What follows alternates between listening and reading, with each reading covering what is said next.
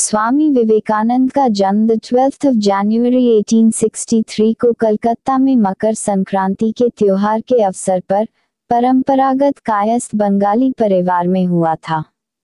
स्वामी विवेकानंद का बचपन का नाम नरेंद्रनाथ दत्त नरेंद्र या नरेन भी कहा जाता था।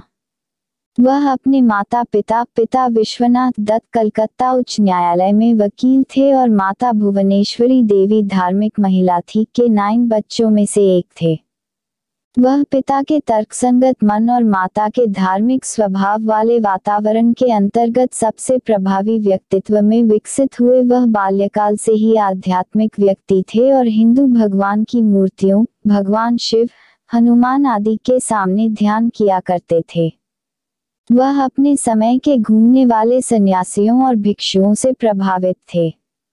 वह बचपन में बहुत शरारती थे और अपने माता पिता के नियंत्रण से बाहर थे।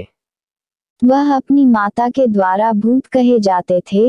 उनके एक कथन के अनुसार, मैंने भगवान शिव से एक पुत्र के लिए प्रार्थना की थी और उन्होंने मुझे अपने भूतों में से एक भेज दिया। उन्हें 1871 जब वह 8 साल के थे में अध्ययन के लिए चंद्र विद्यासागर महानगर संस्था और 1879 में प्रेसिडेंसी कॉलेज में दाखिल कराया गया। वह सामाजिक विज्ञान, दर्शन, इतिहास, धर्म, कला और साहित्य जैसे विषयों में बहुत अच्छे थे। उन्होंने पश्चिमी तर्क, यूरोपीय इतिहास, पश्चिमी दर्शन, संस्कृत शास्त्रों और बंगाली साहित्य का अध्ययन किया। वह बहुत धार्मिक व्यक्ति थे। हिंदू शास्त्रों, वेद, रामायण, भगवत गीता, महाभारत, उपनिषद, पुराण आदि में रुचि रखते थे।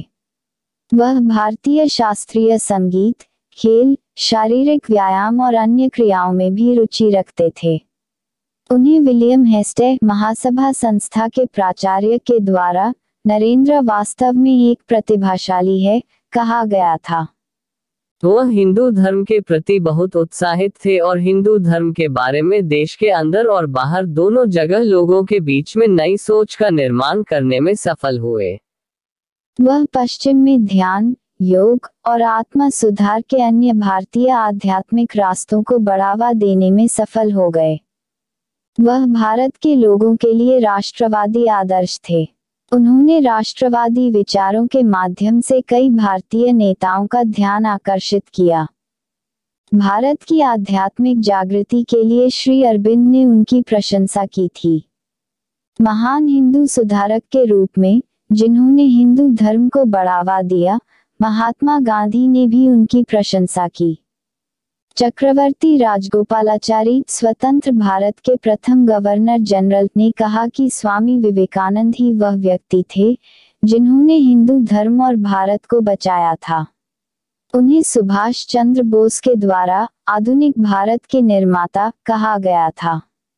उनके प्रभावी लेखन ने बहुत से भारतीय स्वतंत्रता कार्यकर्ताओं जैसे नेताजी सुभाष चंद्र बोस, बाल गंगाधर तिलक, अरविंद घोष, बाघा जतिन आदि को प्रेरित किया।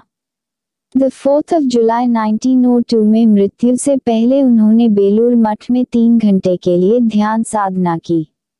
जय हिंद।